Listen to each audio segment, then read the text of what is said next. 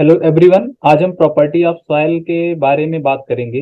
तो पिछले लेक्चर में हमने water content, void ratio, porosity, degree of saturation, air content और परसेंटेज ऑफ वाइड का स्टडी किया था। आज हम देखेंगे कि यूनिट वेट और स्पेसिफिक ग्रेविटी क्या होती है, उसका फिजिकल सिग्निफिकेंस क्या है सॉइल के टर्म में। तो आइए समझते हैं। तो यूनिट वेट जो होता है, सबसे पहले हम जानते हैं यूनिट वेट किसी भी वॉल्यूम में, जो आपका वॉल्यूम में जितना भी सॉइल आता है, जैसे ये कंटेनर है, कंटेनर का कुछ वॉल्यूम होता है और इस वॉल्यूम में कुछ हमने सॉइल फिल कर दिया। तो इस वॉल्यूम और जो इस वेट और वॉल्यूम का जो रेशियो है, इसको बोलते हैं हम bulk unit weight. Bulk unit weight को जगह अगर हम इस वेट को मास के टर्म में डिनोट करते हैं तो इसको बोलते हैं डेंसिटी। अब हमने जैसे पीछे देखा था कि जो वॉल्यूम ऑफ वाटर होता है वह कम होता है वॉल्यूम ऑफ वाइड से, क्योंकि वॉल्यूम ऑफ वाइड में वॉल्यूम ऑफ एयर और वॉल्यूम ऑफ वाटर दोनों होता है। और वॉल्यूम, जो वाटर का वॉल्यूम होता है वह जीरो नहीं हो सकता। इस भी रिलेशनशिप को हमने आगे देखा था।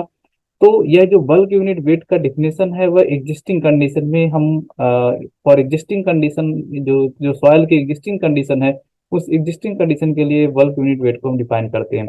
अब बात करते हैं dry unit weight. Dry unit weight का कॉन्सेप्ट जो हमने पढ़ा था कि टू फेज सिस्टम जो होता है, जहाँ पे केवल सॉलिड और एयर होता है, इसमें इस टू फेज सिस्टम के लिए जो ड्राई सॉइल का सॉलिड का वेट होता है और उसके वॉल्यूम का जो रेशियो निकालते हैं, इसको बोलते हैं dry unit weight. Dry unit weight में जो डेंसिटी होती है वह ज्यादा तब होती है जब सॉइल ज्यादा एक दूसरे के पास पैक्ड होते हैं। सैचुरेटेड यूनिट वेट को हम समझते हैं, इसमें क्या होता है, वाटर भी इसमें सॉइल टू फेज में होता है, एक सॉलिड होता है एक वाटर होता है। अब इसमें जो सॉलिड का वेट है और सैचुरेशन स्टेज में और वॉल्यूम है, दोनों के रेशियो को सैचुरेटेड यूनिट वेट बोलेंगे। और अगर मास के टर्म में देखेंगे तो इसको बोलते हैं सैचुरेटेड डेंसिटी। नेक्स्ट देखते हैं कि सबमर्ज्ड यूनिट वेट क्या होता है। सबमर्ज्ड यूनिट वेट में जैसे हम आइए समझते हैं, एक हमारे पास एक यहाँ पे एक आपका ग्राउंड सरफेस है और यहाँ पे कुछ वाटर फिल हुआ है। तो जब यहाँ पे जो सॉइल होगा वह, इस सॉइल के ऊपर जो वाटर होगा एक प्रेशर लगाएगा जिसको बोलते हैं बॉयंसी फोर्स। और इस बॉयंसी फोर्स क्या करता है, जो टोटल वेट होता है, टोटल यूनिट वेट होता है, उसको डिक्रीज कर देता है। अब यहाँ पे देखते हैं जो टोटल वेट होगा डब्ल्यू डैश इक्वल टू सेचुरेटेड, जो यहाँ पे ये वाला वेट है, माइनस जो बॉयंसी फोर्स ऊपर लग रहा है। इसकी वजह से क्या होता है कि जो हमारा submerged unit weight gamma dash equal to gamma saturated minus gamma W.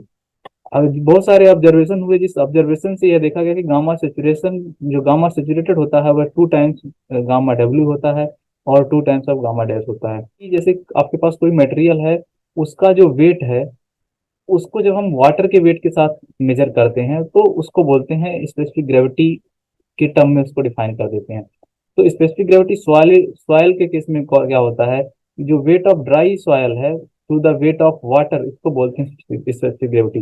Specific gravity को जब भी हम मेजर करते हैं तो स्पेसिफिक ग्रेविटी को मेजर करने के लिए जो ये रिलेशनशिप है, इसको हम यूनिट वेट के रूप में भी मेजर कर सकते हैं। तो यहाँ पे जो हमने स्टैंडर्ड फ्लूइड की बात की, जो जो specific gravity wait of dry soil और वेट ऑफ वाटर का जो रेशियो है, यहाँ पे वेट ऑफ वाटर है, वेट ऑफ वाटर को स्टैंडर्ड फ्लूइड के रूप में हम मानते हैं। और ये स्टैंडर्ड फ्लूइड जो होता है, इसको 4 डिग्री सेंटीग्रेड पे जो इसका गामा डब्ल्यू होता है 1 ग्राम पर सीसी और 9.8 किलो न्यूटन पर मीटर क्यूब होता है। इस जीएस जो हमने स्पेसिफिक ग्रेविटी यहाँ पे देखा, इसका हम कहाँ कहाँ पे यूज करते हैं, इसका यूज करके हम यूनिट वेट ऑफ सॉलिड निकालते हैं, वॉइड रेशियो निकालते हैं, डिग्री ऑफ सेचुरेशन निकालते हैं, वाटर कंटेंट निकालते हैं बाई पिग्नोबिट मेथड। अब बात करते हैं कि स्पेसिफिक ग्रेविटी का सिग्निफिकेंस क्या। आपने 2 टाइप के सब्सटेंस लिए, ये उनको पानी में डाला तो ये तैरने लगा, इसका मतलब उसका स्पेसिफिक ग्रेविटी कितना है, 1 है। अगर किसी भी टाइप के मटेरियल को, किसी भी टाइप के सॉलिड को, सॉइल को जब हम पानी में डुबोएं और वह पूरा पूरा डूब जाता है, इसका मतलब क्या है कि वह सिंक हो रहा है और उसकी स्पेसिफिक ग्रेविटी 1 से ज्यादा है। अब जो इंडिया में स्पेसिफिक ग्रेविटी को 27 डिग्री सेंटीग्रेड पर मेजर किया जाता है।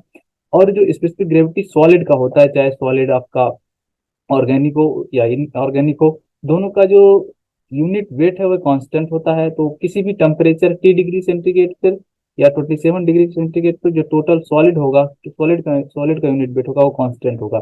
तो जो हमने पीछे रिलेशनशिप यहाँ पे देखा, ये वाला G s equal to gamma s by gamma डब्ल्यू, इस रेशियो से हम इसको लिख सकते हैं, गामा एस को लिख सकते हैं G S T degree centigrade, gamma W T centigrade, ऐसे 27 डिग्री पर लिख सकते हैं। अगर आपको 27 डिग्री सेंटीग्रेड पे पता रहता है वाटर का गामा डब्ल्यू और जो 47 डिग्री सेंटीग्रेड पे सॉलिड का पता रहता है, तो किसी दिए गए टेम्परेचर पे आप स्पेसिफिक ग्रेविटी निकाल सकते हैं। अब स्पेसिफिक ग्रेविटी ये आप देख रहे हैं यहाँ पे इनऑर्गेनिक सॉलिड है, क्योंकि इसमें किसी भी प्रकार का ऑर्गेनिक कंटेंट नहीं दिख रहा है। इस वाले में ऑर्गेनिक सॉइल है, तो स्पेसिफिक ग्रेविटी जो इनऑर्गेनिक सॉलिड की होती है वह 2.6 से 2.9 के बीच में होती है, और ऑर्गेनिक के केस में जो स्पेसिफिक ग्रेविटी होती है 1 से 2 के बीच में लाई करती है। अब यहाँ पे आपको दो टाइप के सॉइल दिख रहे होंगे, यह कोर्स ग्रेन सॉइल है, यह फाइन ग्रेन सॉइल है। कोर्स ग्रेन सॉइल की स्पेसिफिक ग्रेविटी कम होती है फाइन ग्रेन सॉइल के कंपेरिजन में। और जैसे जैसे जो मिनरल होते हैं, मिनरल में जैसे आयरन, माइका, ये सब जब और ऑर्गेनिक कंटेंट इस जैसे जैसे बढ़ने लगते हैं किसी भी सॉइल में, तो उसकी स्पेसिफिक ग्रेविटी, उस पर्टिकुलर सॉइल की स्पेसिफिक ग्रेविटी घटने लगती है। अब बात करते हैं मास स्पेसिफिक ग्रेविटी की। मास स्पेसिफिक ग्रेविटी रेशियो होता है टोटल वेट ऑफ सॉलिड और वेट ऑफ वाटर। तो इसको हम टोटल वेट के रिस्पेक्ट में देखते हैं। कुछ ऑब्जर्वेशन से जो डिफरेंट टाइप के सॉयल हैं उनकी स्पेसिफिक ग्रेविटी यहाँ पे लिस्ट की गई है। तो जैसे क्लीन सैंड और ग्रेवल है, उसकी स्पेसिफिक ग्रेविटी 2.65 से 2.68 होती है। Silt and silty and silty sand की यह होती है। इनऑर्गेनिक क्लेज जो होते हैं उनका 2.7 से 2.8 होती है। और जैसे हमने पहले देखा, ऑर्गेनिक क्लेज की लेस देन 1 होती है, 1 और 2 के बीच में लाई करती है।